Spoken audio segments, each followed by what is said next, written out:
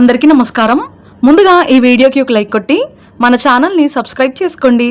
ఈ నెల ఆగస్టు 13వ తేదీ గురువారం నుండి శ్రావణ మాసం ఏర్పడుతుంది. పవిత్రమైన శ్రావణ మాసం వచ్చేలోపు ముందుగానే తెచ్చుకోవాల్సిన కొన్ని వస్తువులు ఏమిటి, శ్రావణ మాసం నియమాలు, పూజా పద్ధతులు, ఇలా శ్రావణ మాసానికి సంబంధించిన విషయాలన్నీ ఈ వీడియోలో క్లుప్తంగా తెలుసుకుందాం. ముందుగా ఈ వీడియోకి ఒక లైక్ కొట్టి జై శ్రీరామ్ అని కామెంట్ చేయండి.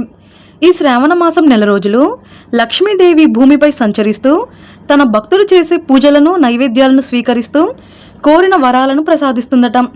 కాబట్టి ఈ శ్రావణ మాసం వచ్చేలోపు కొన్ని వస్తువులను మీ పూజ గదిలో పెట్టుకోండి. లక్ష్మీ అనుగ్రహం త్వరగా లభిస్తుంది. ఈ శ్రావణ మాసం వచ్చేలోపు ప్రతి ఒక్కరూ తెచ్చుకోవాల్సిన ముఖ్యమైన వస్తువులలో పసుపు కొమ్ములు ఒకటి. పసుపు లక్ష్మీ స్వరూపం కాబట్టి ముందుగానే కొన్ని పసుపు కొమ్ములు తెచ్చుకొని మీ పూజ గదిలో లక్ష్మీదేవి ముందు పెట్టుకోండి, లేదా లక్ష్మీదేవి చిత్రపటానికి పసుపు కొమ్ముల మాల వేయండి. ఇలా చేస్తే మీ ఇంటికి ఉన్న దరిద్రం తొలగిపోయి విపరీతమైన ధనాకర్షణ పెరుగుతుంది. అలాగే ఈ శ్రావణ మాసంలో తప్పనిసరిగా ఒక చిన్న లక్ష్మీదేవి విగ్రహాన్ని తెచ్చుకొని మీ పూజ గదిలో పెట్టుకోండి.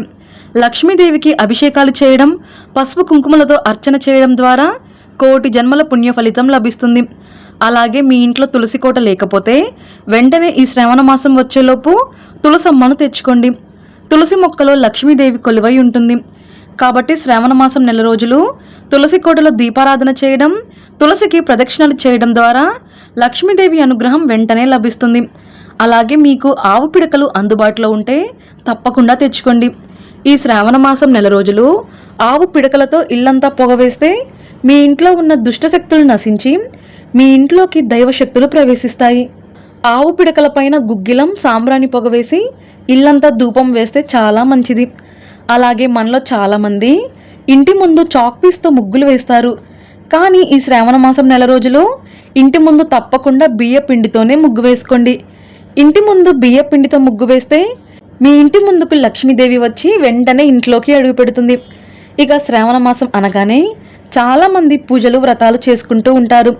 ముఖ్యంగా వరలక్ష్మి వ్రతం చేసేవారు కొత్త రాగి కలశం లేదా వెండి కలశాన్ని ముందుగానే తెచ్చుకోండి. కలశంలో దేవతలందరూ కొలువై ఉంటారు. కాబట్టి శ్రావణ మాసంలో పూజ చేసేటప్పుడు పాత కలశం కాకుండా కొత్త కలశం పెట్టి పూజ చేస్తే మీ పూజకు రెట్టింపు పుణ్య ఫలితం లభిస్తుంది. అలాగే మీ ఇంట్లోకి దైవశక్తులు ఆకర్షిస్తాయి. అలాగే ఈ శ్రావణ మాసం వచ్చేలోపు మట్టి ప్రమిదలు తెచ్చుకోండి. శ్రావణ మాసంలో మట్టి ప్రమిదల్లో దీపారాధన చేస్తే చాలా మంచిది. ప్రతిరోజు కాకపోయినా ప్రతి శ్రావణ శుక్రవారం మట్టి ప్రమిదల్లో దీపారాధన చేయండి. లక్ష్మీదేవి ఎంతో సంతోషించి కనక వర్షాన్ని కురిపిస్తుంది. అలాగే ఈ శ్రావణ మాసం వచ్చేలోపు పసుపు కుంకుమలను ముందుగానే తెచ్చుకొని పెట్టుకోండి.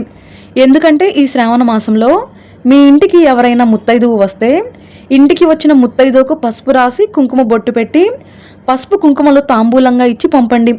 దీర్ఘ సుమంగళి యోగం కలుగుతుంది. ఇక చాలామంది శంఖాన్ని పూజిస్తారు. అయితే ఈ శ్రావణ మాసం వచ్చేలోపు ఒక చిన్న దక్షిణావృత శంఖాన్ని తెచ్చుకొని మీ పూజ గదిలో పెట్టుకోండి. శంఖం ఉన్న ఇంట్లో లక్ష్మీదేవి స్థిరంగా నివాసం ఉంటుంది. ముఖ్యంగా శ్రావణ మాసంలో శంఖాన్ని పూజిస్తే సకల శుభాలు కలుగుతాయి. ఇక చాలామంది బంగారం వెండి వస్తువులు కొనుగోలు చేస్తూ ఉంటారు. కానీ ఈ శ్రావణ మాసంలో లక్ష్మీదేవి గణపతి ఉన్న ఒక చిన్న వెండి నాణాన్ని తెచ్చుకొని మీ బీరువాలో పెట్టుకోండి. అఖండ కుబేర రాజయోగం వరిస్తుంది. అలాగే మీకు స్తోమత ఉంటే వెండి కుందులు తెచ్చుకోండి. వెండి కుందుల్లో దీపం వెలిగించి వరలక్ష్మి వ్రతాన్ని చేస్తే చాలా మంచిది. అలాగే శ్రావణ మాసం వచ్చేలోపు ఇల్లంతా శుభ్రం చేసుకొని ఇంట్లో గంగా జలం చల్లుకోండి. మీ ఇంటికి చాలా మంచిది. విశేషంగా ఈ శ్రావణ మాసంలో వచ్చే శ్రావణ శుక్రవారం నాడు ఖచ్చితంగా ఐశ్వర్య దీపం వెలిగించండి. ఉప్పు పైన వెలిగించే దీపాన్ని ఐశ్వర్య దీపం అని అంటారు. ఈ దీపానికి చాలా శక్తి ఉంటుంది. కాబట్టి శ్రావణ శుక్రవారం తప్పనిసరిగా ఈ ఉప్పు దీపాన్ని వెలిగించి అష్టైశ్వర్యాలను పొందండి. అలాగే శ్రావణ మాసంలో వచ్చే ప్రతి మంగళవారం మంగళ గౌరి వ్రతాన్ని చేసుకుంటే చాలా మంచిది. ముఖ్యంగా కొత్తగా వివాహమైన ఆడవారు తప్పకుండా మంగళ గౌరి వ్రతాన్ని చేసుకోండి. దీర్ఘ సుమంగళి యోగం కలుగుతుంది. అలాగే ప్రతి శ్రావణ శుక్రవారం తప్పనిసరిగా గోవును పూజించండి. గోమాతకు తోటకూర, అరటి పండ్లు ఇలాంటి పదార్థాలను ఆహారంగా తినిపించి గోవుకు ప్రదక్షిణాలు చేస్తే కోరిన కోరికలన్నీ వెంటనే నెరవేరుతాయి. అలాగే ఈ శ్రావణ మాసంలో స్త్రీలు కొత్తగా వెండి మెట్టలు తెచ్చుకొని కాలికి ధరిస్తే చాలా మంచిది. అలాగే ఎరుపు, ఆకుపచ్చ రంగు మట్టి గాజులు ధరిస్తే ఇంకా మంచిది. అలాగే ఈ శ్రావణ మాసం నెల రోజులు స్త్రీలు కాళ్ళకు పసుపు రాసుకోవాలి. ప్రతిరోజు కాళ్ళకు పసుపు రాసుకుంటే లక్ష్మీదేవి మీ ఇంట్లో తిష్ట వేసుకొని కూర్చుంటుంది. ఇక ఈ శ్రావణ మాసం వచ్చేలోపు ప్రతి మంగళవారం అలాగే ప్రతి శుక్రవారం ఖచ్చితంగా స్త్రీలు ఉపవాసం ఉండాలి. శ్రావణ మాసంలో ఉపవాసం ఉంటే చాలా మంచిది. ఇక ఉదయం చేసే పూజల కన్నా సాయంత్రం చేసే పూజలకే రెట్టింపు పుణ్య ఫలితం లభిస్తుందని వేద పండితులు సూచిస్తున్నారు.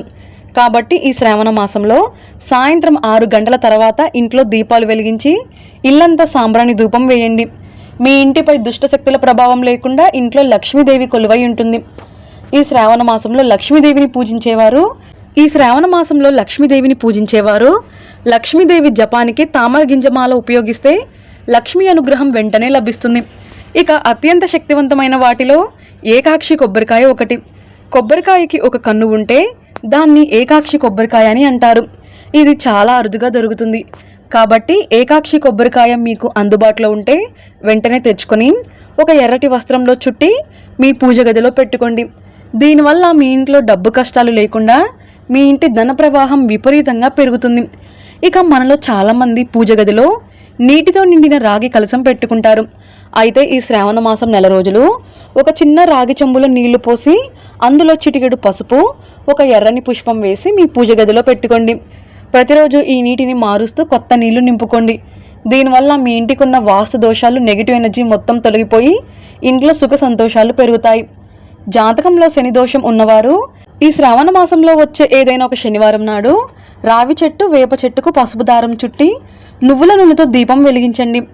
ఏలినాటి శని దోషాలు తొలగిపోయి ఐశ్వర్య ప్రాప్తి కలుగుతుంది. మీ ఇంట్లో అనవసరపు ఖర్చులు ఎక్కువగా ఉంటే ఒక ఎర్రటి వస్త్రంలో 5 యాలకులు, కాస్త పచ్చకర్పూరం వేసి మూట కట్టి మీ బీరువాలో పెట్టుకోండి. అనవసరపు ఖర్చులు తగ్గి ధనాకర్షణ పెరుగుతుంది. ఇక వివాహ ప్రయత్నాలు చేసేవారు అలాగే సంతానం కోసం ఎదురు చూసే దంపతులు ఈ శ్రావణ మాసంలో ఒక చిన్న ఆడపిల్లను మీ ఇంటికి పిలిచి కాళ్ళకు పసుపు రాసి పండ్లు, గాజులు, కొత్త బట్టలు పెట్టండి. ఇలా చేస్తే శీఘ్ర వివాహ యోగం, సంతాన భాగ్యం సిద్ధిస్తాయి. ఈ శ్రావణ మాసంలో ప్రతి ఒక్కరూ సూర్యోదయానికి ముందే నిద్రలేవాలి. ఇంటిని, పూజ గదిని ఎల్లప్పుడూ శుభ్రంగా ఉంచుకోండి. అప్పుడే మీ ఇంట్లోకి లక్ష్మీదేవి అడుగు పెడుతుంది.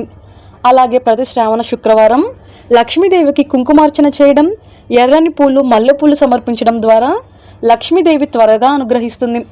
ఇక దీర్ఘకాలిక అనారోగ్య సమస్యలతో బాధపడేవారు ఈ శ్రావణ మాసంలో వచ్చే ఏదైనా ఒక సోమవారం నాడు శివునికి బిల్వ పత్రాలు సమర్పించి ఆవు పాలతో అభిషేకం చేస్తే అనారోగ్య సమస్యలు తగ్గి ఆరోగ్యాలు కలుగుతాయి. ఈ శ్రావణ మాసంలో వివాహమైన ఆడవారు పొరపాటున కూడా నలుపు రంగు వస్త్రాలు ధరించకూడదు. అలాగే శ్రావణ మాసంలో లక్ష్మీదేవిని పూజించేవారు మాంసాహారం అస్సలు తినకూడదు. ఇక చాలామంది విపరీతమైన అప్పుల బాధలతో ఇబ్బంది పడుతూ ఉంటారు. అలాంటి వారు ఈ శ్రావణ మాసంలో శ్రీయంత్రాన్ని తెచ్చుకొని మీ పూజ గదిలో పెట్టి పూజించండి. అప్పుల బాధలన్నీ వెంటనే తొలగిపోతాయి. అంతటి శక్తి శ్రీయంత్రానికి ఉంటుంది. ఈ శ్రావణ మాసంలో ఇలాంటి నియమాలు పాటించి లక్ష్మీ కటాక్షాన్ని సులభంగా పొందండి. ఈ వీడియో మీకు నచ్చితే లైక్ చేసి సబ్స్క్రైబ్ చేసుకోండి. జై శ్రీరామ్.